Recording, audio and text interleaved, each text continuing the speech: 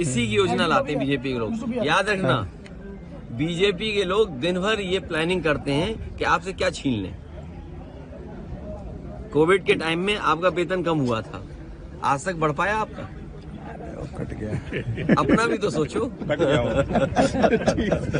अपना भी सोच नहीं रहे, देखो। चलिए, धन्यवाद। ठीक सर। इस तरीके से कल दिल्ली के नतीजे आ रहे हैं, कल मिल्कीपुर के उपचुनाव का नतीजा आ रहा है, उसको लेकर के आपने लगातार चुनाव आयोग पर निशाना साधा, सवाल खड़े किए। आखिरकार संवैधानिक संस्था पर इस तरीके के सवाल क्यों? कई बार एग्जिट पोल के जो अनुमान होते हैं वो ठीक नहीं निकलते हैं।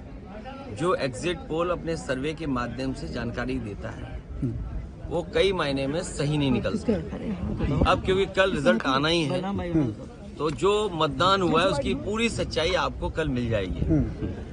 किसकी सरकार बनेगी, किसकी सरकार जाएगी, ये तो दिल्ली की बात हो गई। मिल्कीपुर चुनाव में और मिल्कीपुर चुनाव शुरू होने से पहले अगर आपको याद होगा तो मैं चाहता था कि आप सब लोग वहां आएं और देखें कि वोट कैसे डाला जाता है और वोट कैसे पड़ता है। भारत का लोकतंत्र और खासकर बीजेपी की सरकार में किस तरीके से लोकतंत्र और मजबूत हो रहा है, कितना मजबूत दिखाई देता, वो आप लोग आए नहीं। आपने एक बहुत बड़ी अपॉर्चुनिटी मिस कर दी। शायद ये सदी में एक बार देखने को मिली होती आपको।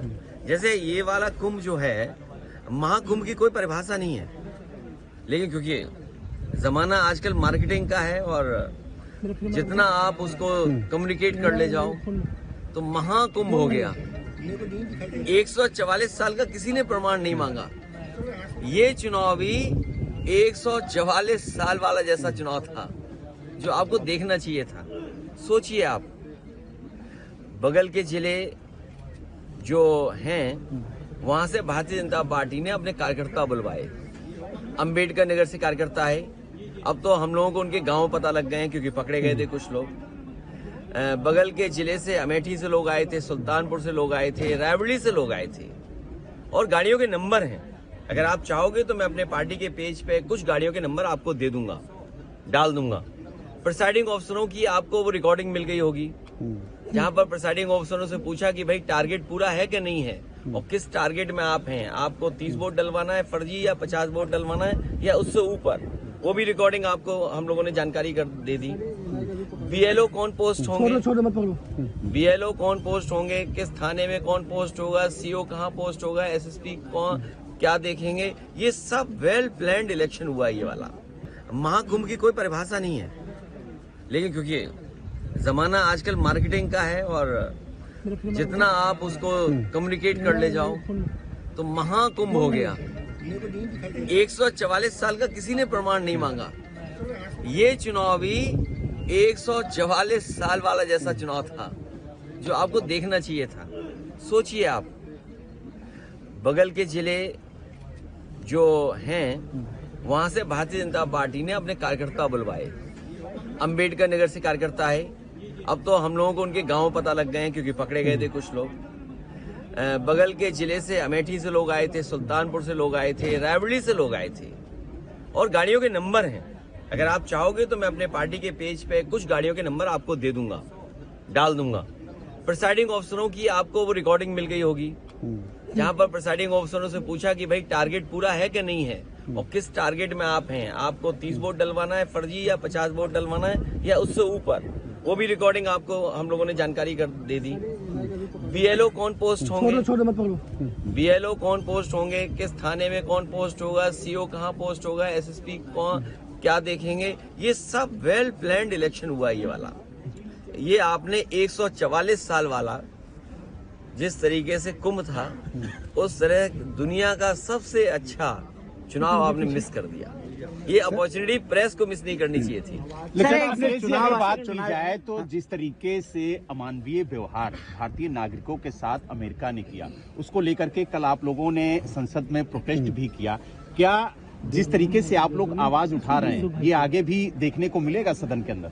भारतीय जनता पार्टी की कुछ चीजों की तो पोल खुल गई, एक बार सवाल और पोल इसलिए खुल गई कि हमने और आपने वो डंका बजते हुए देखा था। जी, बड़े बड़े इवेंट देखे थे हम लोगों ने और ये भारतीय जनता पार्टी वाले लोग कोई दिन नहीं चूकता था जिस दिन ये नहीं कहते थे कि दुनिया में हम कहां पहुंच गए हैं, हम कुछ बन गए हैं, विश्व गुरु बन गए हैं। सोचिए आप, जो लोग दिन भर ये कहने से नहीं चूकते थे कि विश्व गुरु बनने जा रहे हैं, अर्थव्यवस्था उनकी तीसरे नंबर पे पहुंच रही है, वो आजकल कैसे चुप घूम रहे हैं, मौन हो गए हैं। जो विश्व कहने वाले लोग मौन घूम रहे हैं। और जिस तरीके से लोग लौट करके आए हैं, ये कह देना कि पहले भी ऐसे लोग लौटे थे, लेकिन पहले हमारी अर्थव्यवस्था इस जगह नहीं थी, इतना हम अर्थव्यवस्था का डंका नहीं पीटते थे। और कैसे लोग आए हैं जिन्हें शौचालय नहीं जाने दिया, बाथरूम नहीं जाने दिया। ये व्यवहार किसी व्यक्ति के साथ हो सकता है, इनह्यूमन व्यवहार है। और दुनिया का एक देश है, शायद हो सकता है अमेरिका से वो मजबूत नहीं उतना, लेकिन वहां के राष्ट्रपति ने मना कर दिया कि हम फौज से लाए हुए अपने नागरिकों को स्वीकार नहीं करेंगे। और अंततः अमेरिका को स्वीकार करना पड़ा। क्या भारत इतना कमजोर हो गया है? क्या हमारा हिंदुस्तान इतना कमजोर है? जब हम हिंदुस्तान का इतना बड़ा बाजार दे रहे हैं अमेरिका को। आप सोचिए, नोएडा में न जाने कितना बाजार हमने उनके हाथ में दे दिया होगा। हम कहते हैं हमारे लोग इलीगल पहुंच गए, वहां पे इलीगल इमिग्रेशन हो गया। तो किसकी नाकामी है? ये सरकार की नाकामी है, जो क्वालिटी ऑफ लाइफ या उनको बेटर अपॉर्चुनिटी नहीं दे पा रहे। अगर उन्हें बेटर अपॉर्चुनिटी यहाँ मिल रही होती, क्वालिटी लाइफ बेटर यहाँ होती, तो शायद वो 50 लाख और 1 करोड़ रुपए दे करके नहीं जाते। पंजाब के तो चलो 50 लाख रुपए की सुनने में आ रहा है दे करके गए हैं, लेकिन गुजरात वाले तो 1 करोड़ रुपए दे के गए हैं। कम से कम सरकार को जो पैसा दे करके गए हैं, उनके सरकार को पैसे वापस कराने चाहिए।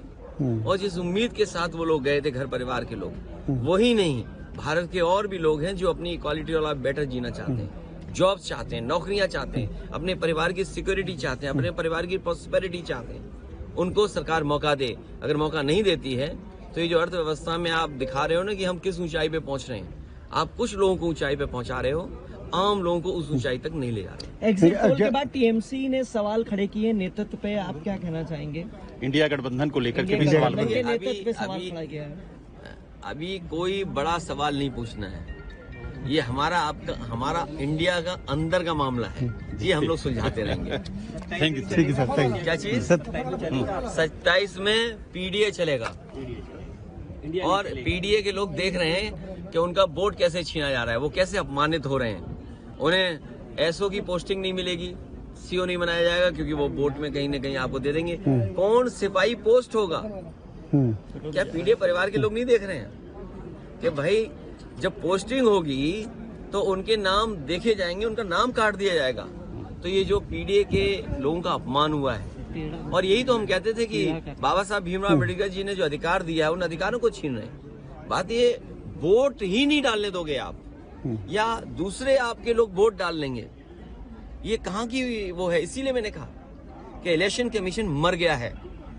इलेक्शन कमीशन को जांच करनी चाहिए कि जो मरे हुए लोग थे उनके वोट कैसे पड़ गए, और अगर वोट पड़े हैं तो प्रिसाइडिंग ऑफिसर और जो संबंधित अधिकारी उनके खिलाफ कार्रवाई क्या कर रहा है इलेक्शन कमीशन। न्यूज नेशन अब व्हाट्सएप पर खबरों की ताजा अपडेट के लिए न्यूज नेशन के इस क्यूआर कोड को स्कैन करें।